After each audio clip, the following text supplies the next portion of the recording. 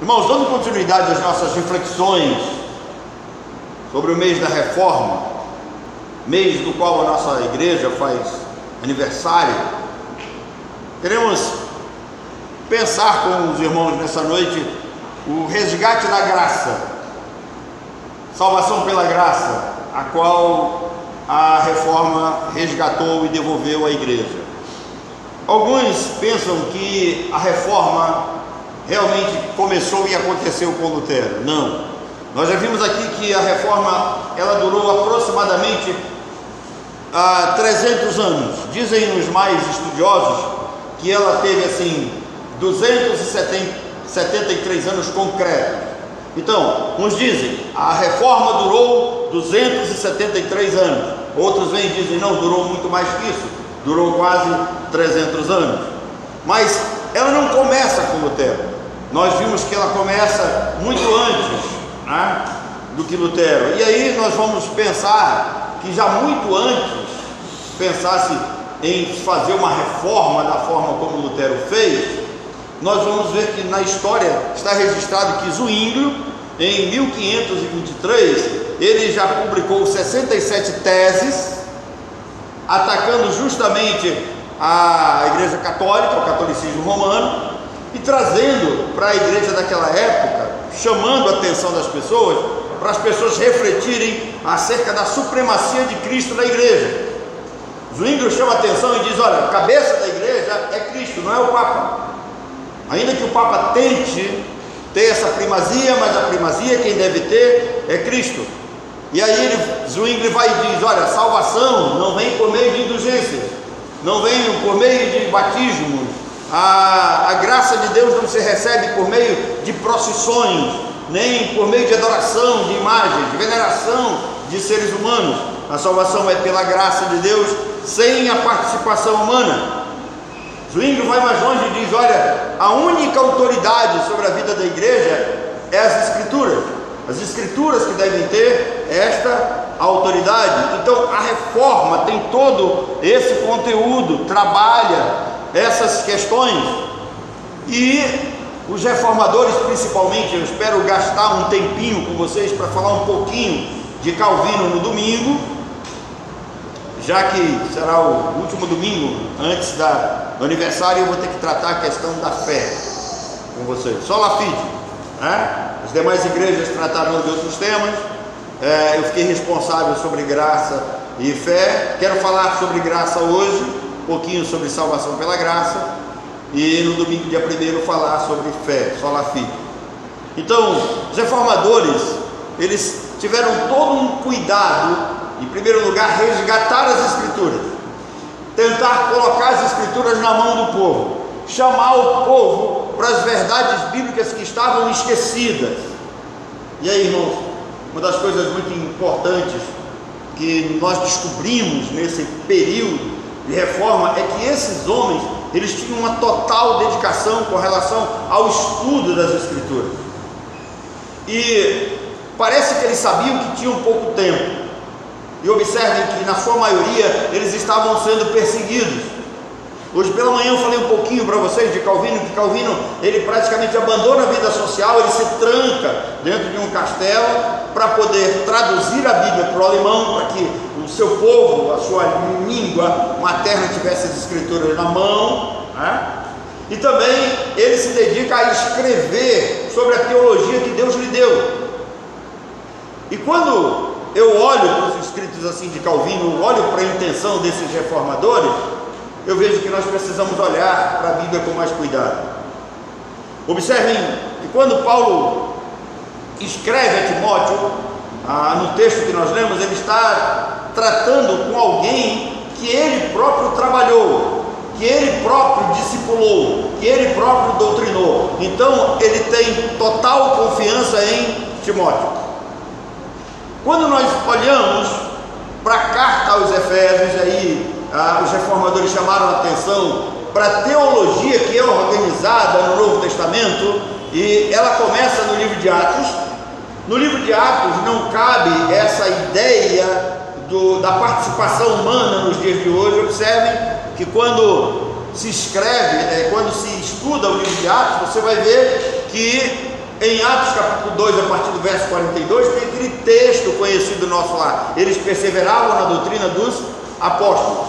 O que significa perseverar na doutrina dos apóstolos? A Bíblia está dizendo, o livro de Atos está dizendo para nós, que os apóstolos, eles foram os intérpretes daquelas doutrinas do Antigo Testamento que deveriam ser estudadas e vivenciadas pela igreja. Os apóstolos são a autoridade constituída por Deus para essa transição. Cristo sai de cena, entram os apóstolos, organizam a igreja. Quando vocês observam Paulo escrevendo a carta aos Efésios, vocês vão ver lá, capítulo 4, a partir do verso 11: e ele mesmo deu uns para apóstolos, outros para profetas, né? Agora, observem que por que ele coloca essa questão dos apóstolos aqui antes dos profetas. Ele diz primeiramente deu para apóstolos, depois profetas, e nós sabemos que pela cronologia os profetas vieram antes, anunciando. Mas por que Paulo coloca os apóstolos à frente dos profetas? Porque Paulo está escrevendo para uma igreja madura, e aí ele está dizendo: os apóstolos, eles foram esses que receberam a incumbência de interpretar a palavra profética e trazer para a igreja. E aí esses apóstolos se tornam aqueles que vão discipular, ensinar e criar os novos profetas, que não trazem mais nenhuma predição nova. Agora o profeta vai falar da palavra pregada pelos apóstolos, ensinada pelos apóstolos. A palavra que se usa no grego, no original, é didaquê, o ensino dos apóstolos, a doutrina. Tem gente que tem ojeriza de doutrina, né? Mas quando o apóstolo Paulo, então, reformadores me ensinaram a olhar para as Escrituras e ver essas nuances, as diferenças que há nas cartas. Eu não sei se os irmãos fazem isso, mas devem fazê-lo. Leiam cada carta. E hoje pela manhã nós assumimos o propósito de, a partir de janeiro do ano que vem, se Deus nos permitir, nós vamos fazer um calendário e vamos ler a Bíblia toda aqui dentro em um ano. Vamos fazer uma leitura de carreirinha, como dizem por aí. Mas quando lemos as Escrituras, você vai ver que quando Paulo escreve aos Romanos, a carta aos Romanos, observem como é que começa. Romanos capítulo 1, verso 18: a ira de Deus se manifesta do céu contra toda impiedade dos homens.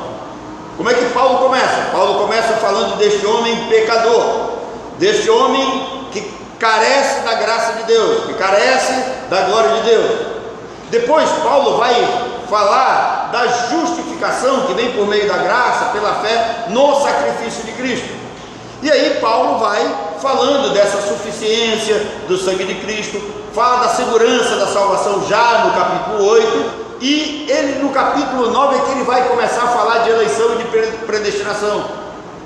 Por quê? Porque o livro de Atos e a mensagem apostólica é essa: havia uma mensagem de salvação que era feita para aquelas pessoas que estavam adentrando na igreja, mas a igreja, aqueles que já estavam lá sendo batizados e que eram habitados pelo Espírito Santo, eles recebiam doutrina pesada.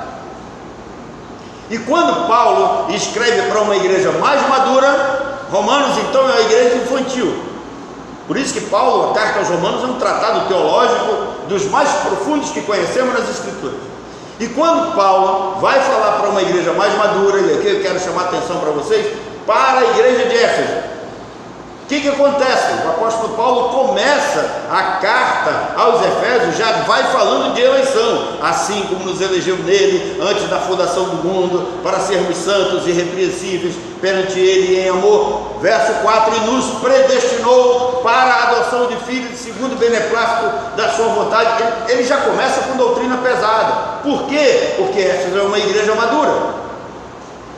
Onde essa igreja adquire essa maturidade? A igreja adquire maturidade com o próprio Paulo. Se você ler Atos capítulo 19, Paulo alugou, recebeu por empréstimo, ou estava ali usando aquele local na escola de Tirano. Ele manda chamar os presbíteros lá de Éfeso, trabalha esses homens, ensina esses homens, e esses homens levam este ensino para a igreja. Então Éfeso é uma igreja madura. E aí quando Paulo escreve aos Efésios, ele escreve muito mais do que uma carta, ele escreve uma missiva. O que é uma missiva? Uma missiva é uma espécie de compêndio teológico dentro de uma carta. E aí, Paulo tem em mente então uma igreja já sólida, organizada e bem madura. Por que Éfeso tem essa característica? Ela é fundada, por Áquila e Priscila. Ela foi doutrinada então pelo apóstolo Paulo durante 3 anos, separados do seu ministério para dedicação a essa igreja.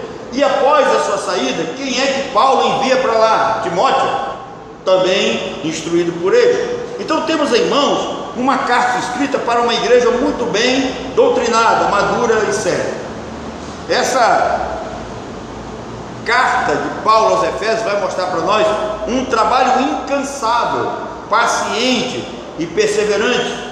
Houve coragem e capacidade para pôr à prova os falsos apóstolos.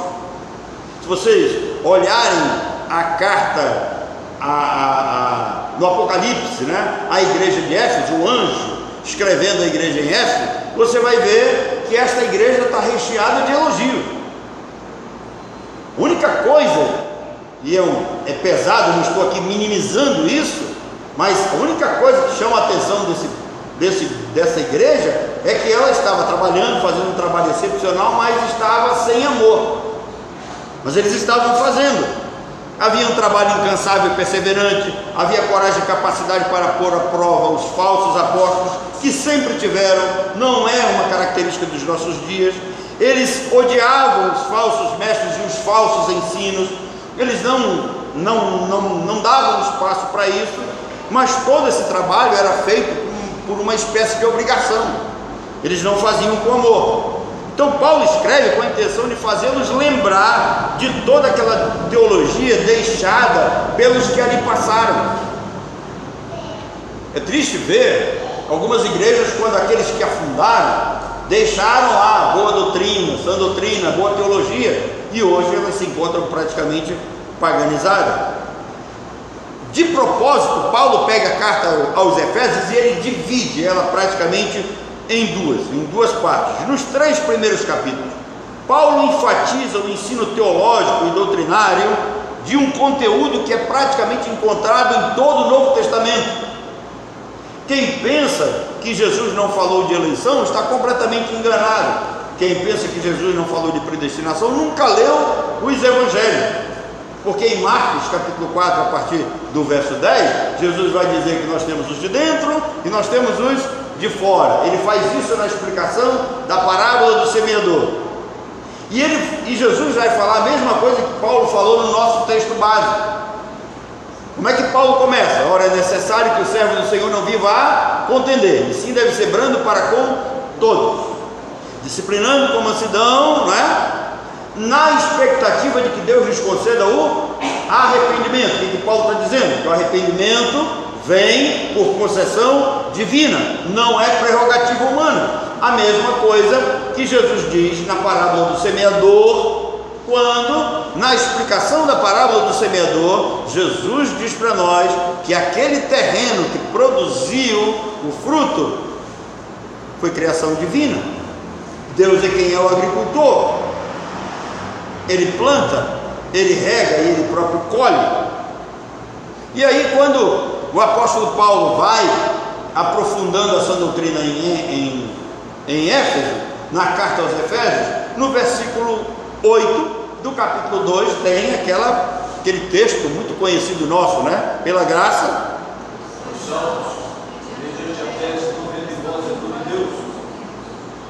Muito bem.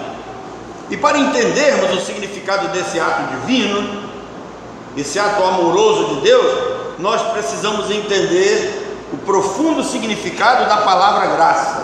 O que é graça? Às vezes nós resumimos essa palavra de forma assim muito minimalista, a gente minimiza essa palavra. Graça é favor e merecido. E quando a gente fala que graça é favor e merecido, eu penso no Simão.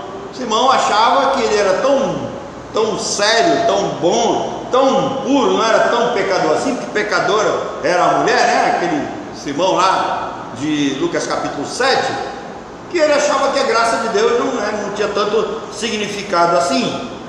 Mas essa palavra que vem sendo usada desde os tempos do Antigo Testamento, apesar de o hebraico não ter uma palavra assim específica e bem definida, né, como na língua latina, mas essa palavra ela é riquíssima dentro do vocabulário grego.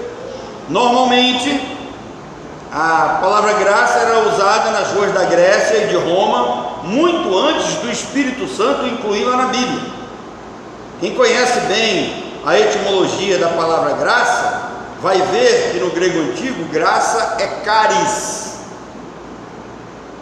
Caris, a princípio, descrevia o costume dos imperadores romanos que usavam um dia especial do ano, e principalmente quando eles assumiam o trono, eles pegavam aqueles soldados que faziam parte da sua guarda pessoal e eles, nesse dia, pegavam do próprio bolso uma quantia poupuda de dinheiro e davam na mão dos soldados. Isso era fora do soldo, isso era fora do salário. Era uma dádiva do imperador. Chamava-se caris. Por que chamava-se caris? Porque os soldados não mereciam. Eles tinham que trabalhar pelo salário que recebiam, fora o salário. O imperador era generoso, ele dava uma caris, ele prestava um favor, ele dava uma oferta imerecida. Quando os gregos encontravam as pessoas umas nas outras, encontravam umas as outras nas ruas, quando eles se encontravam, eles se abraçavam e eles diziam caris para você, ou seja, graça. Paulo pega essa expressão e ele coloca em todas as suas cartas, começa as suas cartas, né, com essa expressão. E a maioria que não tem conhecimento da etimologia da palavra banalizou isso aí, sabe? É triste você ver as pessoas, não, graça e paz do Senhor, graça a isso, graça aquilo outro. Irmão, não tem esse sentido. Os gregos faziam isso como pagãos que não tinham conhecimento da profundidade dessa palavra. Mas quando os gregos se encontravam e usavam essa palavra, ela exprimia o desejo de que a vida da outra pessoa se enchesse de beleza, de alegria e de coisas boas. Hoje pessoas se encontram na rua, não sabem nem quem é você, ou não está nem aí para você. E aí vem com história de graça e paz do Senhor. Então a coisa não é para cair na banalização. Então, quando lembram dos cálices, lembram? Por que se faz o tintim no vinho, lembra? Por que se brinda? Porque quando se colocava o vinho numa taça, você olhava para a cor, você sentia o cheiro, você sentia o sabor, faltava você ter a participação de um último sentido. Então, por isso que se toca as taças, para que se ouça, e aí todos os sentidos participem daquele momento. Então, quando os gregos iam brindar e eles tocavam as taças uma nas outras, eles diziam caris para você, ou seja, que a sua vida tenha cor, que a sua vida tenha sabor, que a sua vida tenha sentido, que a sua vida seja alegre como é o vinho. Mas tudo isso era o retrato da cultura grega. Quando chega em Cristo, Cristo tornou essa palavra muito mais profunda e mais completa. Caris significa o quê? Um sacrifício que Cristo faz em nosso lugar, sem mérito algum nosso. E aqui precisa ficar bem claro, o que os reformadores trabalharam para trazer de volta à igreja? É que a salvação não era adquirida por benefícios ou por mérito humano. Ninguém podia comprá-la, ninguém podia recebê-la da mão de um outro homem, só podia recebê-la das mãos de Deus. Por isso que o texto que lemos, ele é enfático. Cabe ao Senhor conceder arrependimento, e Ele faz isso por meio da palavra graça, por meio da caris, por meio dessa bênção que ninguém merece. Quando nós estudamos um pouco mais a palavra graça na língua latina, nós vamos ver que ela é graça. Gratia, ela tem um sentido muito mais profundo do que no grego, porque ela significa uma bênção, de onde vem a palavra abençoado, protegido e cuidado. Então, quando se diz que a salvação é pela graça, preste atenção, está se dizendo que esse ser que foi agraciado, ele foi abençoado por algo que ele não merece. E essa bênção vem, de acordo com o capítulo 1 de Efésios, vem por meio de uma eleição divina antes da fundação do mundo. Vem sobre a vida daqueles que foram predestinados para a adoção de filhos. Quem diz isso é Paulo. E a igreja aos Efésios recebe esta mensagem porque era uma igreja madura e muito bem doutrinada. Então, quem é alvo dessa graça de Deus é alguém abençoado, é alguém protegido. Por isso que nós, batistas, cremos que uma vez verdadeiramente salvo, salvo para sempre, porque é Deus quem guarda a alma dos seus santos. Ele guarda o seu povo, Ele protege o seu povo, Ele não vai deixar que nenhuma das ovelhas dele caiam das mãos do Senhor. Não tem como. Então é alguém que é cuidado. O eleito, ele é alvo das bênçãos providenciais de Deus, da providência divina. É isto que essa palavra graça na língua latina, vai trazer para nós, com o sentido de nós entendermos a profundidade desse ato divino. No português nós não usamos isso. No português a gente usa uma palavra que eu não gosto muito dela, Alguém faz um favor para você, você diz o quê? Obrigado. E quando você diz assim, obrigado, é como se eu estivesse dizendo, olha, você fez um favor para mim, estou te devendo uma. A hora que puder eu te pago. E preste atenção que nós levamos isso a bom termo. Por quê? Porque nós esperamos que quando fazemos alguma coisa boa para uma outra pessoa, nós esperamos retribuição. No grego não, na língua latina não. Portanto, em Cristo, graça é caris, de onde vem a palavra carisma, de onde deriva a palavra carismático, que mostra alguém protegido, abençoado, escolhido. É pela graça. Então, quando se fala em salvação pela graça, está se dizendo alguém que foi eleito, alguém que foi separado por Deus dentre a espécie, alguém que é cuidado por Deus, alguém que é protegido por Deus, alguém que é amado por Deus. Esse ser é um ser engraçado. Na língua portuguesa nós vamos ter essa palavra engraçado aí como alguém divertido, Alguém extrovertido. Ainda que se aplique, mas a palavra aqui no grego para a Bíblia, dentro da teologia, ela tem esse sentido de alguém que se sacrifica em nosso lugar.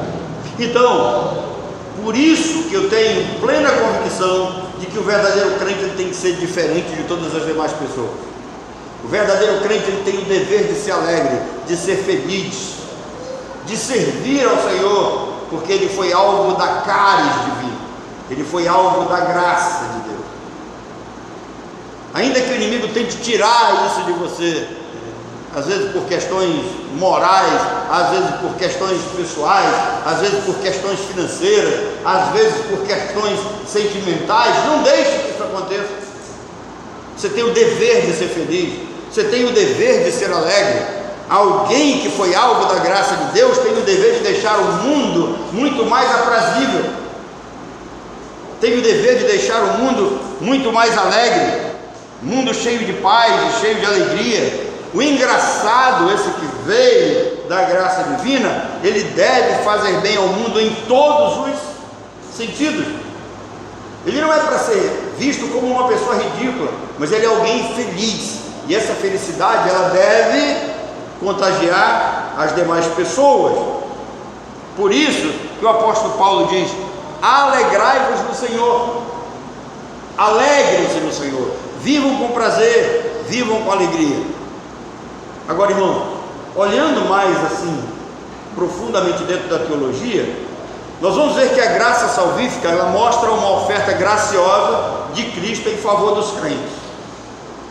Então Cristo vai à cruz e se entrega em nosso lugar. Quem recebe os benefícios dessa oferta, recebe um presente divino. Observe, é necessário que o servo do Senhor não viva a contender, mas apto para instruir, paciente, disciplina, com mansidão, com calma, tranquilidade. Por quê? Porque não é ele quem vai fazer a obra, e não é aquele que está ouvindo que também vai responder positivamente a essa mensagem, mas é Deus que vai produzir o novo nascimento nessa pessoa. É Deus quem vai trazer essa pessoa o retorno à sensatez, a vida de compreensão. É Deus quem vai produzir arrependimento nessa pessoa para a salvação. De nada vai adiantar eu apelar para ele, de nada vai adiantar eu tentar pedir que ele tome alguma providência, porque não existe elemento humano na salvação, é algo do Senhor. O Senhor que nos levou a viver uma vida feliz e engraçada, a fim de anunciar as virtudes de Cristo. O crente tem esse dever, anunciar as virtudes de Cristo. Cristo é a figura central da fé, tanto para judeus como para gentios.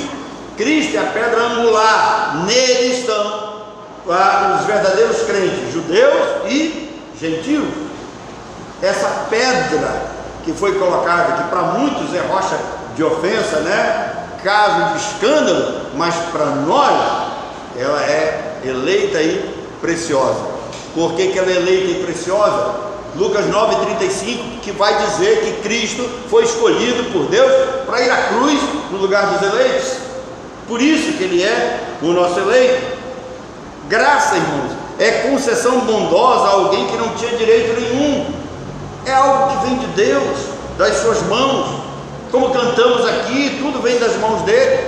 Nós não tínhamos direito à vida eterna, mas Deus, através de seu Filho, nos concedeu a vida eterna. Paulo faz a igreja em Éfeso lembrar de que foi o amor gracioso de Deus quem os salvou. Não foram obras, não foram virtudes humanas, não foi inteligência humana, foi o cuidado gracioso de Deus que os selou para a habitação do Espírito Santo. E quando o crente recebe o Espírito Santo, ele pode ficar verdadeiramente tranquilo, porque ele já está selado para o dia da redenção. Paulo diz isso para a igreja em Éfeso, no capítulo 4, no versículo 30.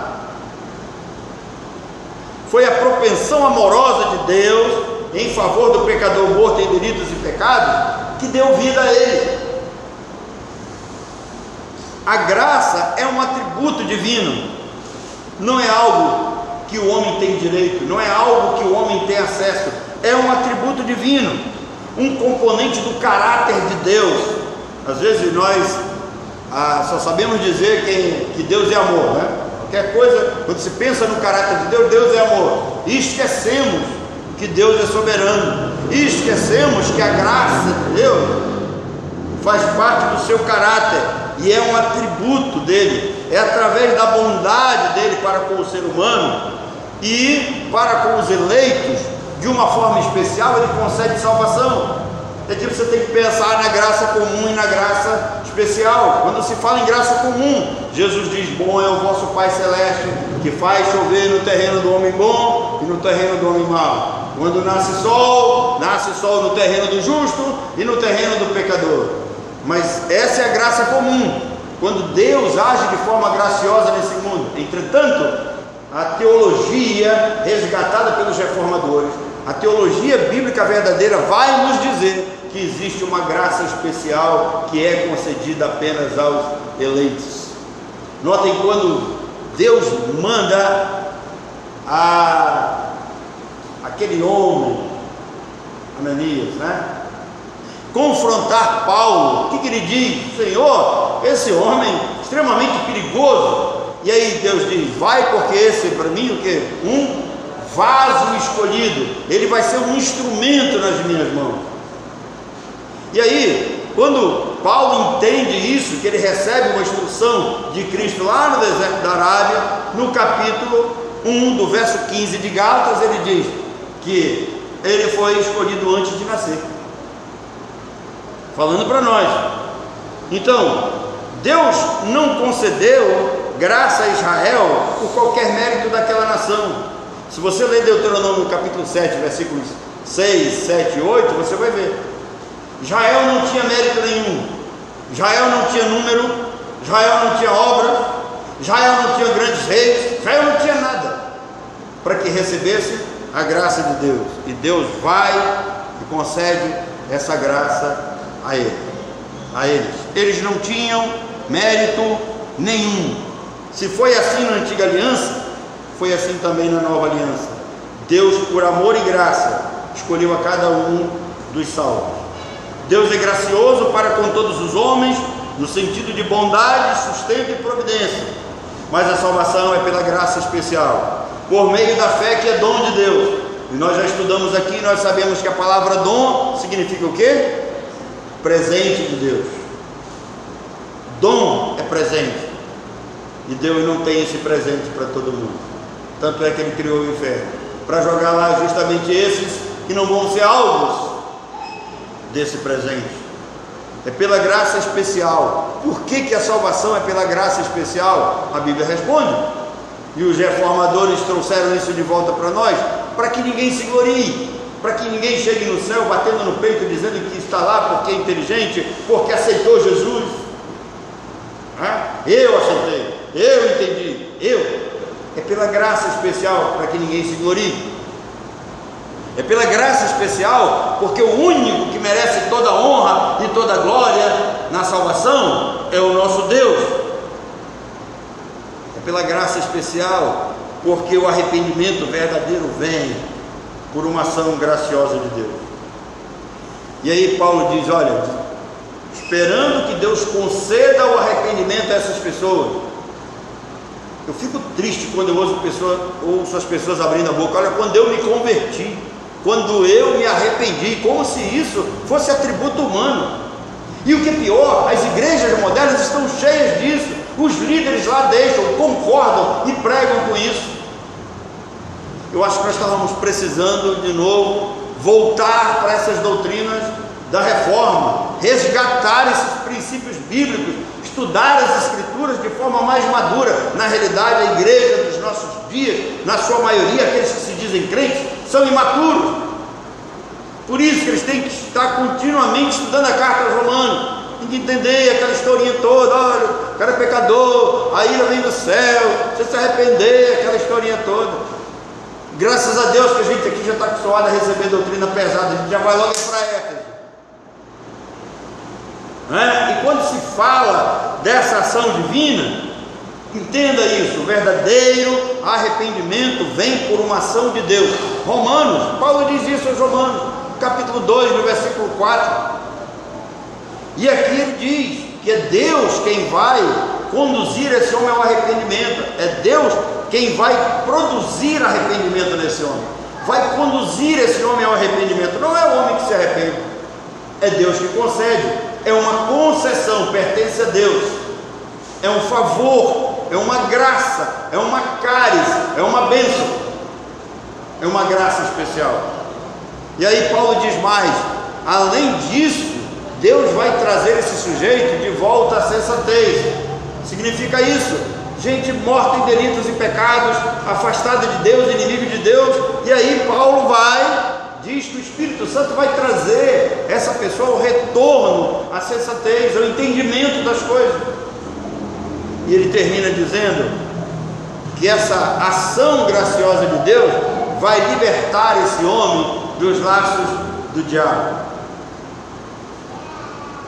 Parece que os pregadores de hoje não entenderam isso, de que o homem natural, ele não compreende as coisas de Deus. Por que ele não compreende? Se ele não compreende, não vai adiantar eu explicar para ele. A primeira coisa que tem que acontecer, Deus tem que produzir nele o novo nascimento, que é a regeneração. Se ele nascer de novo, aí eu vou explicar e ele vai entender. E quando esses pregadores modernos não entendem isso, indo mais a fundo, eles não levam em consideração que esse ser humano, que está morto em delitos e pecado, que não anda sozinho, que não entende nada, ele está preso, escravizado pelos laços do diabo. E aí Paulo diz aqui 3 coisas: arrependimento, Deus vai produzir nele, Deus vai trazer ele de volta à vida, né, sensata, e Deus vai libertar esse eleito das garras do diabo, para que ele viva com graça, para que ele viva feliz, para que ele viva debaixo da bênção de Deus, para que ele seja uma pessoa engraçada. E aqui eu quero lembrar mais uma vez para vocês: cuidado quando usarem a palavra desgraçado, porque o engraçado é alguém que foi eleito, é alguém que foi chamado, é alguém que foi cuidado, é alguém que foi amado antes da fundação do mundo. Desgraçado é alguém que está fora da graça divina, é alguém que não é cuidado, alguém que não foi escolhido, alguém que foi rejeitado, alguém condenado ao inferno. Então não use mais essa palavra, porque eu não sei quem são os eleitos de Deus. Por isso que nós temos que pregar para todas as pessoas, e eu não tenho nenhum direito para dizer quem é salvo e quem não é salvo. Mas o que eu quero dizer para você é que Deus trouxe você para cá para você lembrar do significado dessa palavra graça. Os reformadores trabalharam para que a igreja tivesse a Bíblia na mão de volta, para que a igreja voltasse a essas doutrinas que foram esquecidas, que estavam empoeiradas e que estavam obscurecidas e escondidas debaixo da autoridade do Papa e do paganismo romano. Eles devolveram a Bíblia nas mãos do povo, trabalharam o significado das palavras, escreveram compêndios teológicos para que o povo tivesse esse conhecimento. O que é mais necessário pensar? Qual é o grande problema da humanidade? A igreja mentirosa hoje vai trabalhar o povo no sentido da prosperidade, que o crente tem que ser próspero. Mas o principal problema da humanidade é o pecado e a condenação